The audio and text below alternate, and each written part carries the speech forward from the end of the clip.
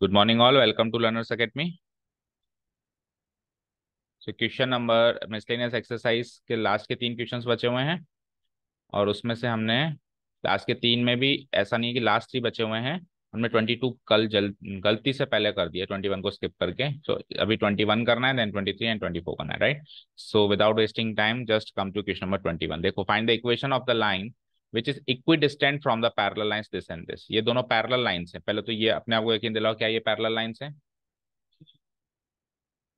देखो, 9/3 और 6/2 का रेशियो बराबर है, तो ये फिर ये पैरेलल लाइंस होंगी होंगी। ठीक है। अब इन दोनों पैरेलल लाइंस को सेम शक्ल में लाने का एक तरीका और है। जैसे मान लो ये लाइन L1 है, लाइन L1 है, इसकी इक्वेशन क्या है? और लाइन L2 है। बोलो, दोनों पैरेलल लाइंस की इक्वेशन बताओ। इसकी इक्वेशन क्या है? 9x plus 6y - 7 = 0। इसकी क्या है? 3x plus 2y plus 6 = 0। Fine. अब इसकी इक्वेशन को थोड़ा सा इजी बना देते हैं, मतलब इसकी शक्ल की बना देते हैं। तो 3 से डिवाइड करा देता हूं, तो क्या बन जाता है ये? 3x plus 2y - 7/3 = 0। अब क्या होगा? ये 3 से 3 मैच कर रहा है, 2 से 2 मैच कर रहा है ना। बस C1 C2 का डिफरेंस है दोनों में। ओके, समझ आया क्या किया मैंने? ओके। तो ये आ गई पहली पैरेलल लाइन, ये आ गई हमारी दूसरी पैरेलल लाइन।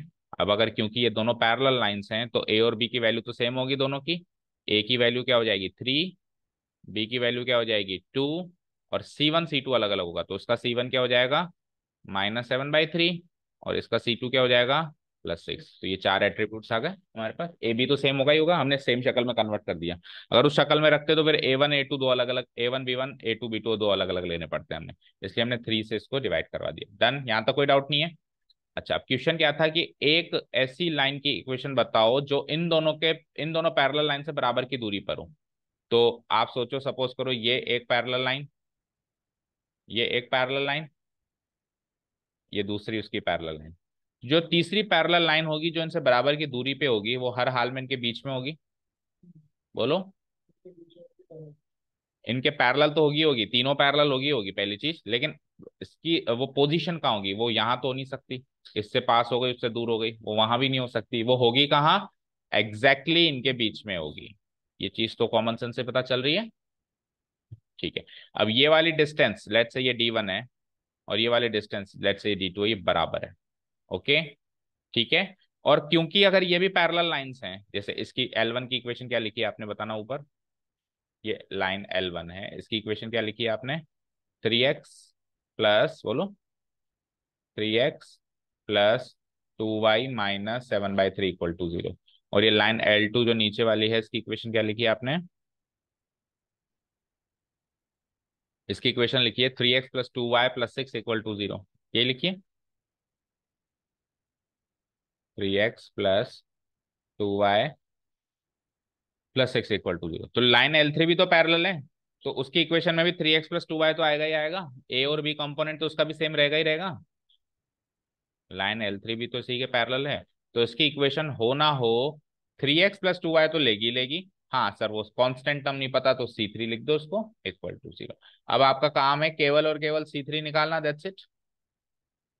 आपको बीच वाली लाइन की इक्वेशन निकालनी है। तो इक्वेशन लाइन L1 और लाइन L2 की इक्वेशन से ये तो पता लगा लिया कि 3x प्लस 2y उसमें है, 3x प्लस 2y इसमें, तो 3x प्लस 2y इसमें होगा ही होगा। ए और बी कंपोनेंट्स तो सेम होंगे होंगे, बस कांस्टेंट कंपोनेंट डिफरेंट होते हैं, तो उसका -7/3 है, इसका 6 है। और एक तरीके से C3 क्या है, ये क्वेश्चन मार्क है इस क्वेश्चन में, और कुछ भी नहीं। डन। ओके, चलिए आइए, ये सारे चीज में थोड़ा सा यहाँ लिख देता हूँ ताकि स्पेस मिल जाए। बोलो A B, बोलो C1 क्या है? C1 क्या है? -7/3। और C2 क्या है? 6। ठीक है, ये चलो बताओ स्ट्रेटेजी, कैसे हम C3 निकालें उसका।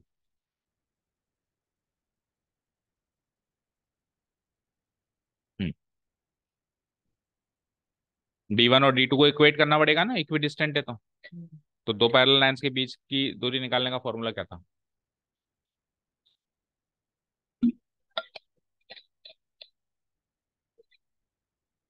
यही तो था, और उसका मॉडुलस। ठीक है भाई, इक्वी डिस्टेंट है मुझे पता है, तो ये D1 = D2, यही तो करोगे इक्वेट। तो D1 कैसे निकलेगा बताओ? D1 मतलब L1 और L3 के बीच की दूरी। तो L1 और L3 के बीच की दूरी कैसे निकालोगे आप? C3 माइनस ये कर दो, ठीक है, C3 माइनस और -7/3, इसका तो हो जाएगा, इसका तो हो जाएगा क्या, मॉड्यूलस, इसका तो क्या हो जाएगा, modulus, divided by A² plus B², तो 3² प्लस 2² इसका रूट। ये तो D1 हो गया। D2 कैसे निकालेंगे, इसका और इसकी दूरी, तो C3 माइनस C6 का मॉड्यूलस डिवाइडेड बाय ये सेम √3² प्लस 2²। डन, इसको इक्वेट करके C3 निकालना, यही काम है। ये तो एज इट इज खत्म। अब मॉडुलस वही है कि कल बताया था, एक बार प्लस में और एक बार माइनस में, तो इसको तो प्लस में खोल दो, तो इसको प्लस में खोलेंगे तो C3 प्लस 7/3 प्लस में खुल गया ये। इसको एक बार तो प्लस में खोल दो तो C3 माइनस 6 और लगाओ, उसको तो दोनों बार प्लस में खोलना है, और इसको अब की बार माइनस में खोल दो तो 6 माइनस C3।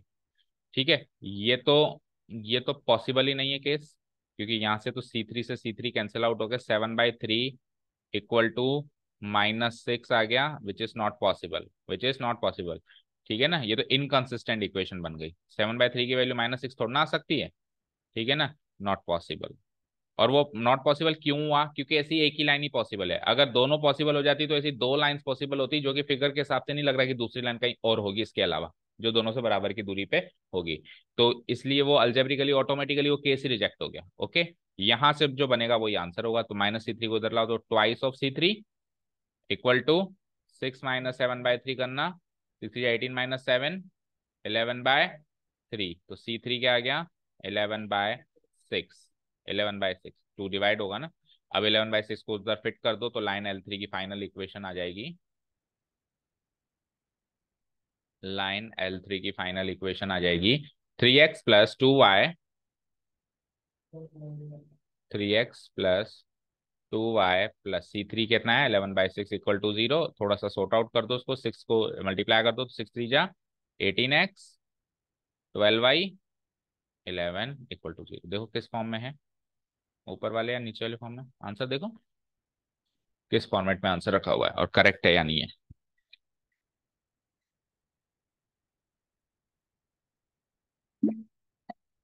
और करेक्ट भी है, 18x प्लस 12y, तो इजी था काफी क्वेश्चंस। तीन इक्वेशंस के ए और बी कंपोनेंट सेम रखती है, C1 C2 C3, जिसमें C1 C2 क्लियर है, C3 पता करना है। ओके, चलो नेक्स्ट क्वेश्चन देखो, क्वेश्चन नंबर 23 देखो। प्रूव करना है आपको कि product of the length of the perpendicular drawn from this point and this point two this line, ये पूरी लाइन है, इज B²। मतलब क्वेश्चन समझ आया, पढ़ो। Product of the length of the perpendicular drawn from this point and this point, मतलब इस point से इस लाइन पे परपेंडिकुलर ड्रॉ करो, फिर इस पॉइंट से वापस इसी लाइन पे परपेंडिकुलर ड्रॉ करो दोबारा, उन दोनों लेंस का, परपेंडिकुलर लेंस का प्रोडक्ट करो, वो प्रोडक्ट आना चाहिए B²। तो आप तो ऐसे करोगे, आपको प्रोडक्ट निकालना है, आप तो ऐसे मानो आपको प्रोडक्ट निकालना है, और प्रोडक्ट निकाल के वो आंसर क्या आ जाना चाहिए, B² आ जाना चाहिए।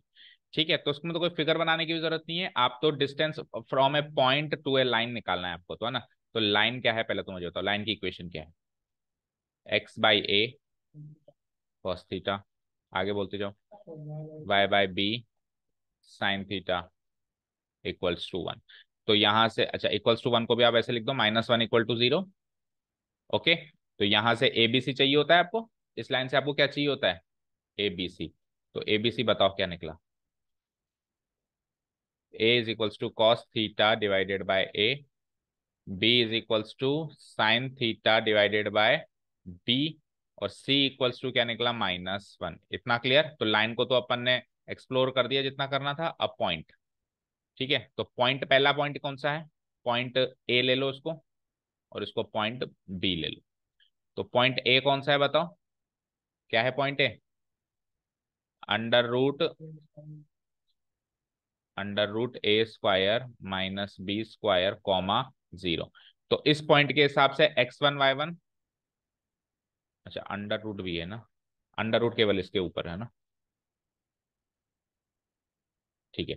तो इस पॉइंट के हिसाब से x1 y1 क्या होगा, भाई पॉइंट को तो अपन x1 y1 से डिनोट कराते हैं ना, इस पॉइंट के हिसाब से x1 क्या हो जाएगा, √a² माइनस b² और y1 क्या हो जाएगा, 0। और पॉइंट बी भी है हमारे पास, पॉइंट बी भी तो है, तो पॉइंट बी क्या है बताओ, -(a² माइनस b), मतलब इसी का नेगेटिव है ना, -√a² माइनस b² कॉमा 0।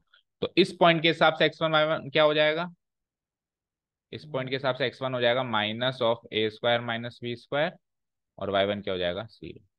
अब आप पहले इस पॉइंट और इस लाइन की कॉम्बिनेशन बिठाओ, फिर इस पॉइंट और इस लाइन की कॉम्बिनेशन बिठाओ, उन दोनों का प्रोडक्ट कर दो, उन दोनों लेंथ का क्या कर दो, प्रोडक्ट। तो लेट से इन दोनों लेंथ का जो इस पॉइंट से इस लाइन की जो लेंथ है उसको D1 कह देता हूं मैं, ठीक है, और इसको D2 कह दूंगा, D1 और D2 का प्रोडक्ट करना है।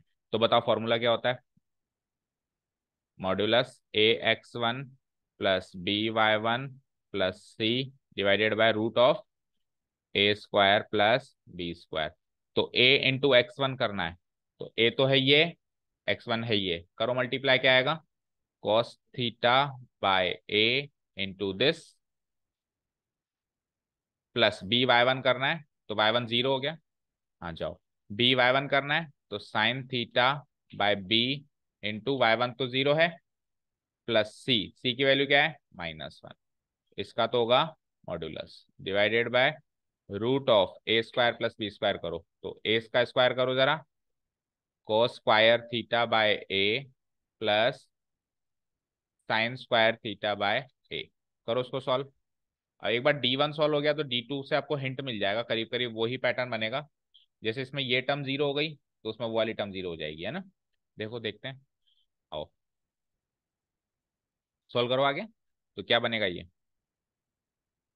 हम्म पहली टर्म तो एज इट इज, बस ये वाली टर्म 0 हो गई, तो क्या बना, cos theta by a into √(a² minus b² -1 का तो हो गया मॉड्यूलस, न्यूमर डिनोमिनेटर पार्ट थोड़ा सॉल्व हो रहा है, तो करो, cos² थीटा बाय, अच्छा a का स्क्वायर था ना, तो a का भी स्क्वायर होगा यहाँ पे, और यहाँ पे तो a था ही नहीं, यहाँ पे b था,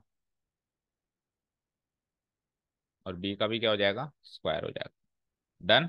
एलसीएम लेना पड़ेगा, तो क्या बनेगा, b² cos² theta plus a² sin² theta divided, इसका तो हो जाएगा रूट, इसका तो हो जाएगा root, divided by a² b² का भी रूट होगा, तो रूट से a² b² कैंसिल आउट हो गया, a b हो जाएगा, और वो a b ऊपर आगे मल्टीप्लाई हो जाएगा, ठीक है। तो ये आ गया हमारा D1, ये तो आ गया हमारा D1, इससे ज्यादा सॉल्व होता हुआ है ये दिखाई दे रहा है क्या आपको, बताओ, इससे ज्यादा सॉल्व होता हुआ दिखाई दे रहा है कहीं से भी, हम्म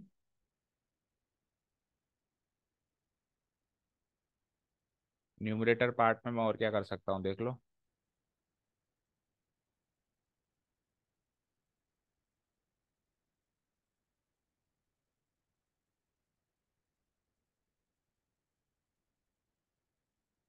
ठीक है। अब बताओ इसी तर्ज पे D2, वैसे तो आपको पूरा करना है, लेकिन थोड़ा हिंट बताओ क्या निकलेगा हमारा D2 क्या निकलेगा, तो D2 में बस ये वाली x1 क्या है, माइनस में है, तो माइनस में आ जाएगी, तो यहाँ पे माइनस लग जाएगा एक, यहाँ पे एक माइनस लग जाएगा, minus cos theta by a, और फिर √(a² माइनस b² -1 का मॉडुलस, और डिवाइडेड बाय, नीचे तो वही a² प्लस b² हो रहा है तो no change, into A B भी रहेगा ऊपर, और ये root of b² cos² theta plus a² sin² theta, done. अब इस D1 और D2 का प्रोडक्ट करना है अपने को, तो क्या होगा प्रोडक्ट करेंगे तो, सबसे पहले तो देखो एलसीएम, डिनोमिनेटर से डिनोमिनेटर का रूट तो हो जाएगा कैंसिल, हो जाएगा, चलो करके देखते हैं। अब ये देख लो D2 मैंने सही तो किया है ना, a(x1) तो a तो हो गया ये, और x1 क्या था मेरा यहाँ पे, ये माइनस में आ जाएगा, तो cos theta by a into x1, ठीक है सही किया।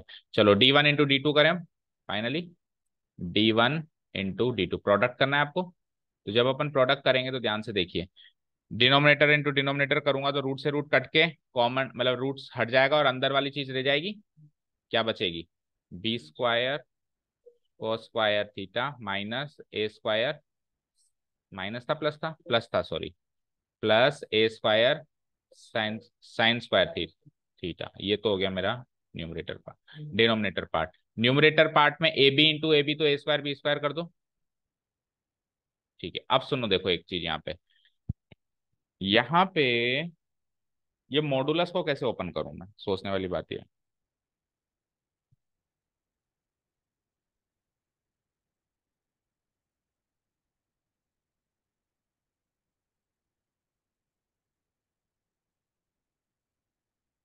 मॉडुलस को कैसे ओपन किया जाए।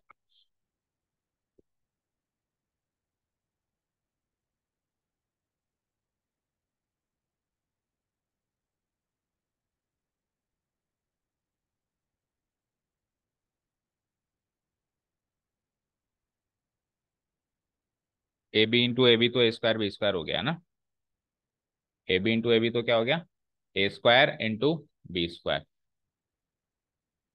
Square into B.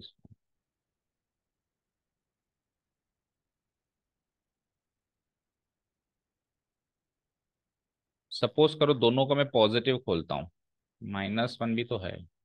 क्वेश्चन तो सही पढ़ा है क्या, X by A cos theta Y by B sine theta equal to 1। आपकी आपके पास किसी के पास बुक है क्या।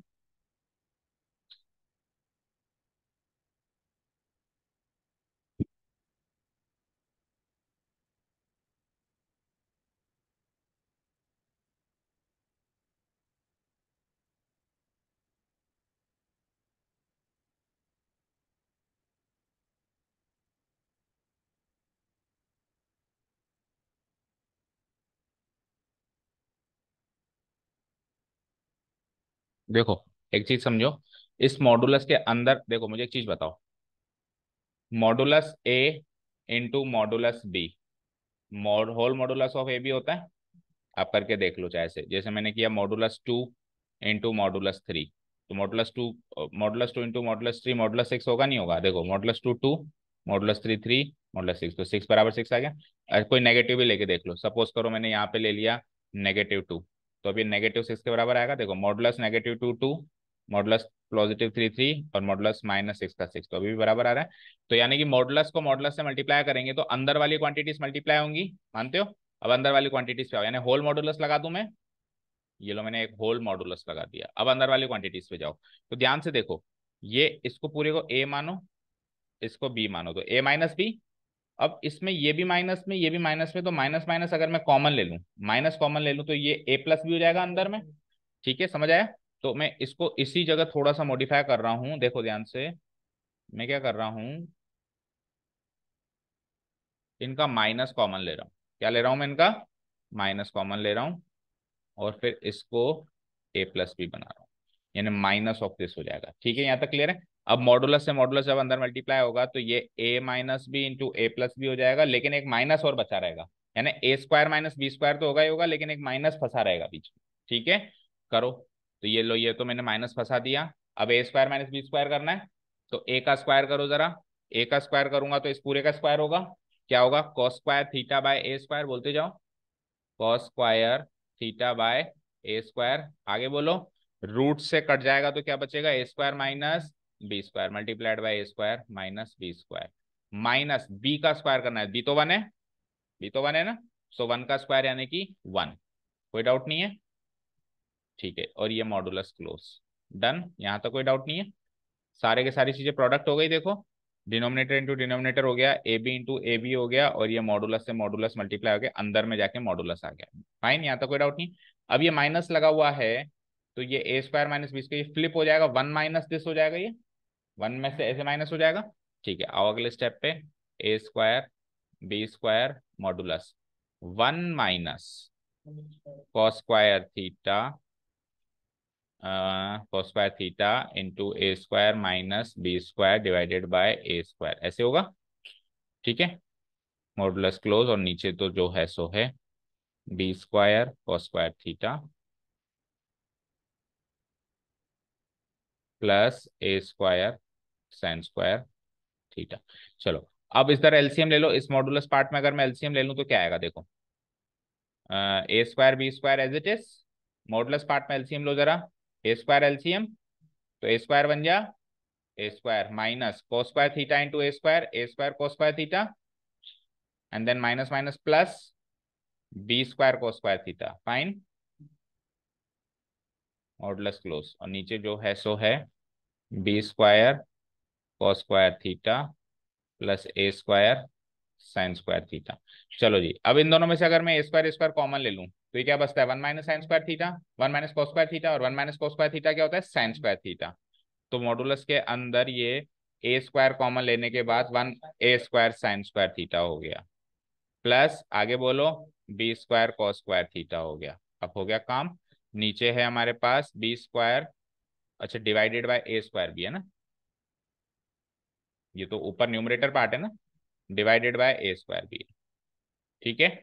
आओ, divided by whole divided by क्या है, B square cos square theta A square sine square theta, ठीक है। अब सुनो, किसी भी नंबर का स्क्वायर कभी नेगेटिव हो सकता है क्या, ए का स्क्वायर नेगेटिव हो सकता है, साइन थीटा की वैल्यू होती है -1 से 1, रेंज यही होती है, लेकिन उसका स्क्वायर करूंगा तो पॉजिटिव आएगा, आएगा नहीं आएगा, फिर बी का स्क्वायर पॉजिटिव आएगा, फिर कोस का स्क्वायर पॉजिटिव आएगा, यानी ये पूरा एक्सप्रेशन हर हाल में पॉजिटिव आएगा, फिर अगेन ए स्क्वायर भी पॉजिटिव है, तो पॉजिटिव को पॉजिटिव डिवाइड करेंगे हर हाल में पॉजिटिव आएगा, तो पॉजिटिव है मतलब इसका मतलब अंदर वाला एक्सप्रेशन हर हाल में पॉजिटिव है, तो पॉजिटिव है तो मॉडुलस का हटा दूं कोई फर्क नहीं पड़ता इसमें, तो मॉडुलस हटा दो और आपका काम हो गया है ना, मॉडुलस हटा के इधर आ जाओ, तो ए स्क्वायर बी स्क्वायर, हाँ अगर अगर हिंट मिलता कि अंदर वाला नेगेटिव है तो फिर माइनस में खुलता ही है, क्योंकि नेगेटिव माइनस में खुलता है, पॉजिटिव प्लस में खुलता है, ठीक है, इनटू ए स्क्वायर, ये ब्रैकेट लगा दो, मॉडुलस की जगह क्या लगा दो, bracket, sine square theta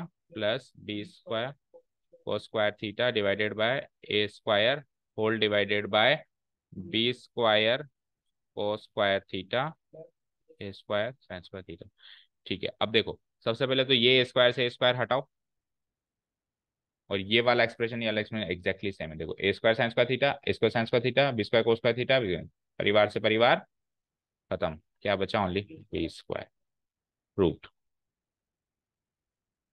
so calculative था बस, बाकी लॉजिक तो बेस इसमें वही था जो हम यूज कर रहे थे। ये हमारे हमने एलएचएस से शुरू किया काम, d1 × d2, और ये आरएचएस पे हमने खत्म किया।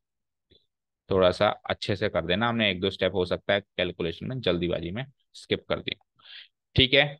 ओके, तो दो मेन पड़ाव थे इस क्वेश्चन में, एक तो मॉडुलस को मॉडुलस से मल्टीप्लाई कैसे करें, मल्टीप्लाई करा के होल मॉडुलस लगा दो, यानी मॉडुलस ऑफ, ये प्रॉपर्टी यूज करनी है अपने को, modulus A into modulus B क्या हो जाता है, होल मॉडुलस ए बी, एक तो ये प्रॉपर्टी यूज करनी है।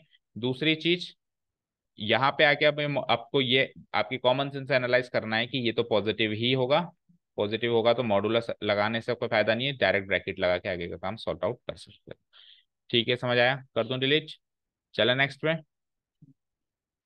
टाइम हो गया, कितने बजे का स्कूल, चलो तो फिर ये लास्ट क्वेश्चन को मैं रिकॉर्ड कर रहा हूँ, उसको देख लेना, एंड को tomorrow we will have a test, ready करके आना।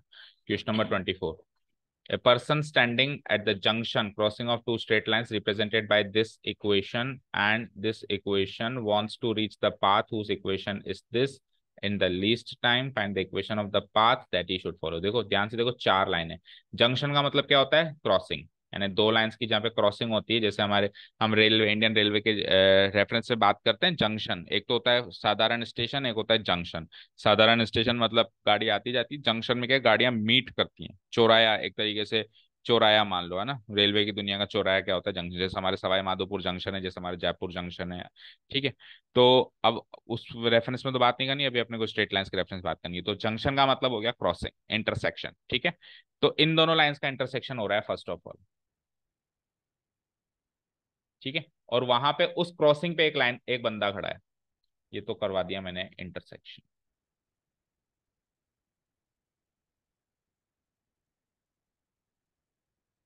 ये तो करवा दिया मैंने इंटरसेक्शन, कैसे भी करवा सकते हैं, और इस इंटरसेक्शन पे एक बंदा खड़ा है, दैट मीन्स यहाँ पे एक बंदा खड़ा है। अब ये बंदा जो है एक तीसरी एक तीसरे रास्ते पे पहुंचना चाहता है जो जिसकी इक्वेशन ये गिवन है, यानी तीसरी स्ट्रेट लाइन पे जाना चाहता है जिसकी इक्वेशन ये है। तो इसकी तीसरी स्ट्रेट लाइन लेट से मैं आपको नहीं गिवन है कि ये जो तीसरी लाइन है वो इसके पैरेलल है या इसके पैरेलल, ऐसा कुछ नहीं गिवन है। तो पैरेलल बनानी नहीं है, ना तो इस लाइन के पैरेलल बनानी है ना इस लाइन के पैरेलल बनानी है, ऐसी बनानी है जो दोनों के नॉन पैरेलल हो, क्योंकि जब तक गिवन ही हम नहीं मान सकते पहले, तो मैं सीधी बना देता हूँ। जो तीसरा रास्ता है वो यहाँ पर है, यानी जो बंदा यहाँ खड़ा है वो यहाँ पहुंचना चाहता है और सबसे कम समय में पहुंचना चाहता है। तो सबसे कम समय में वो पहुंचेगा तो परपेंडिकुलर आना पड़ेगा उसको, ऐसे, तभी वो सबसे कम समय में पहुंचेगा। तो अब ये जिस रास्ते से गया, जिस परपेंडिकुलर रास्ते से गया, उस परपेंडिकुलर रास्ते की आपको क्या चाहिए, इक्वेशन चाहिए। जिस परपेंडिकुलर रास्ते से ये गया, यानी चार इक्वेशन हो गई, एक इसकी, एक इसकी, एक इसकी और चौथी आपको निकालनी।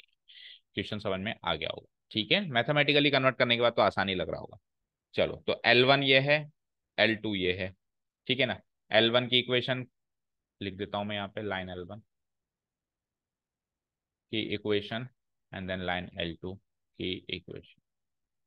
लाइन L1 की इक्वेशन है 2x minus 3y plus 4 equal to 0, ठीक है ना। और इसको मैं फर्दर कर दूं तो +4 को उधर भेज दूं 2x से 3x से, ठीक है। चलो ऐसे ही रहना, तो 2x minus 3y plus 4 equal to 0, ये तो पहली लाइन की इक्वेशन। और दूसरी लाइन की इक्वेशन क्या है, 3x plus 4y, 3x plus 4y minus 5 equal to 0, ठीक है। अब लेट्स से कि इनका इंटरसेक्टिंग पॉइंट जो है वो O है और इसको पहुंचना P पर है, फुट ऑफ द परपेंडिकुलर को P कहते हैं अपन। तो आपको OP की इक्वेशन बनानी है और ये लाइन L3 है जिसकी इक्वेशन भी हमको गिवन है। L1 L2 L3 तीनों की इक्वेशन तो हमको गिवन है ही। L3 भी लिख देता हूं मैं, लाइन L3 की इक्वेशन हमको गिवन है, क्या ये रही, 6x माइनस 7y। अच्छा, ये पैरेलल है या नहीं आप इक्वेशन देख के पता लगा सकते हो। तो किसी का भी रेशियो मैच नहीं कर रहा। 2/3 3/-3/4 से मैच नहीं करता, 3/6 4/7 से मैच नहीं करता, 2/6 -3/7 से -3/-7 से मैच नहीं करता, यानी तीनों लाइंस नॉन पैरेलल हैं आपस में, ठीक है। अब देखो, एक तरीके से पॉइंट से आपको एक लाइन पर जाना है परपेंडिकुलरली, और फिर जिस रास्ते से आपको उसकी इक्वेशन चाहिए, तो लॉजिक तो ये होना चाहिए, देखो ध्यान से, L3 की इक्वेशन है मतलब स्लोप है। स्लोप है तो परपेंडिकुलर वाले रिलेशन से ओपी का स्लोप आ जाएगा, क्योंकि परपेंडिकुलर है तो m1 m2 इक्वल टू -1। तो ओपी की इक्वेशन के लिए ओपी का स्लोप तो मिल गया। अब एक पॉइंट चाहिए, तो पॉइंट ओ को ही बना लो, यानी ओ पॉइंट निकाल लो। अब ओ पॉइंट निकालने के लिए, क्योंकि ओ क्या है, दो लाइंस का इंटरसेक्शन है, तो क्लैश करवाओ दोनों में। क्लास 10 के कॉन्सेप्ट है एलिमिनेशन या सब्सटीट्यूशन, तो उसे इंटरसेक्टिंग पॉइंट निकल जाएगा। सबसे पहला काम मैं ओ पॉइंट के कोऑर्डिनेट्स निकालता हूं, जो कि यहां से निकलेंगे लाइन L1 और L2 की इक्वेशंस को इस्तेमाल करके, ओके। तो सब्सटीट्यूशन अप्लाई कर दो, किसी में से भी एक्स की सॉरी, किसी में से भी एक्स की वैल्यू निकाल के और उधर पुटअप कर दो। देखो मैं डाल रहा हूँ एक्स की वैल्यू, देखना।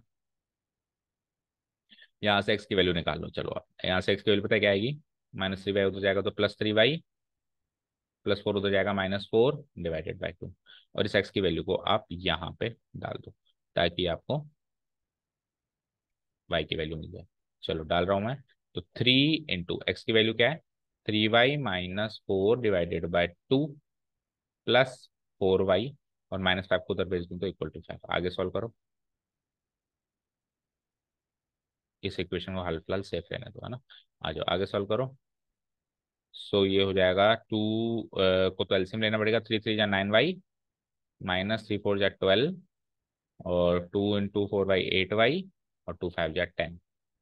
9y प्लस 8y 17y, -12 को उधर भेजो 22, 12 + 10 22, तो y की वैल्यू आ जाती है 22/17।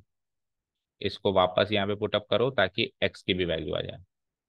सो x की वैल्यू आ जाती है यहाँ से y इक्वल टू 22/7 आ गया एक तो, और यहाँ आ जाओ 3 × 22/17 -4 होल डिवाइडेड बाई 2।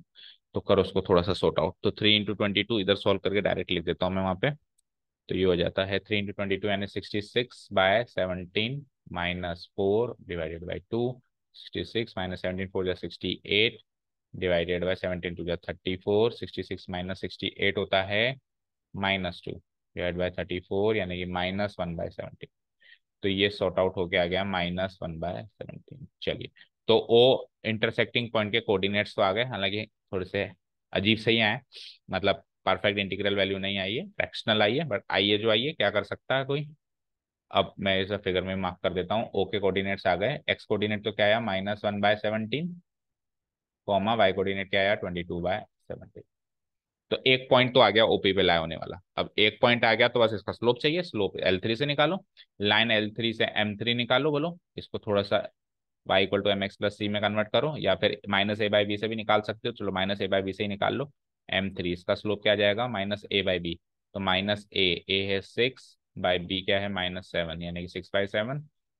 अब क्योंकि लाइन L3 और ये OP परपेंडिकुलर है, सिंस सिंस लाइन L3 इस परपेंडिकुलर टू ओपी, तो उनके स्लोप्स का प्रोडक्ट -1। इसका स्लोप M3 ले लिया एंड लेट से ओपी का स्लोप M4 ले लो। अब क्या करें, M1 M2 M3 M4, या सिंपली M ले लो, ओनली M ले लो, है ना।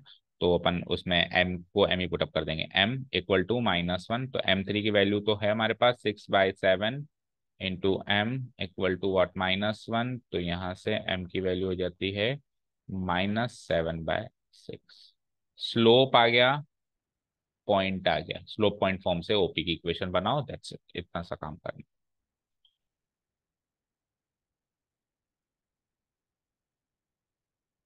ठीक है, equation of OP, equation of path पूछा है, पे किस रास्ते से वो गया उसकी इक्वेशन बना, क्वेश्चन पढ़ लो जैसे एक बार। Find the equation of the path that he should follow. तो पाथ उसने ओपी फॉलो किया, तो इक्वेशन ऑफ ओपी चाहिए, दैट मीन्स, है ना। इक्वेशन ऑफ ओपी बनाने का काम शुरू करते हैं। क्या होता है, पॉइंट स्लोप फॉर्म से y-y1, y-y1 यानी कि y1 तो है 22/17 इक्वल टू स्लोप, चलो पहले लिख देता हूं मैं, y-y1 equal to slope m into x-x1। ठीक है, चलो अब यहाँ से शुरू कर दो, इम्प्लाइज, तो y-y1 क्या है 22/17।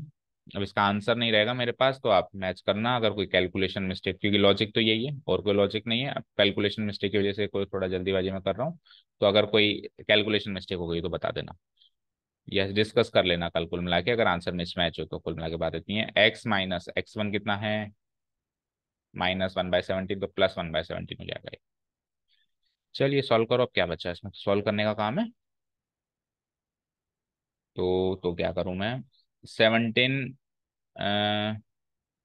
ये हो जाएगा 17y -22/17 इक्वल टू, ये हो जाएगा -7x, -7 इंटू 1,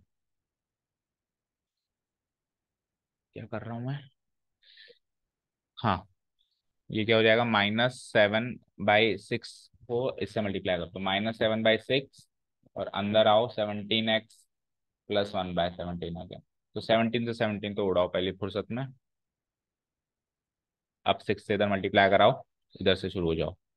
तो 6 से इधर मल्टीप्लाई करूंगा, 17 6 जा 102, 102y, 17 6 जा 102y,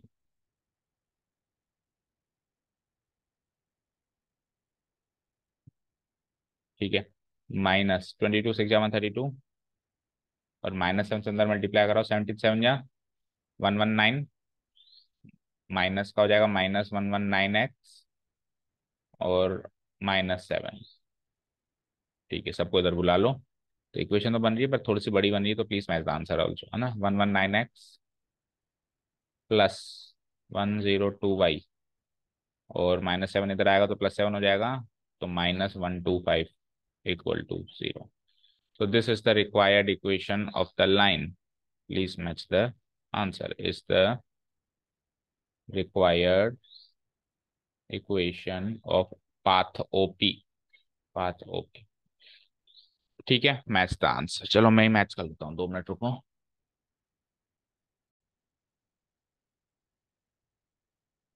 okay students, so I have checked it out, it is the correct answer.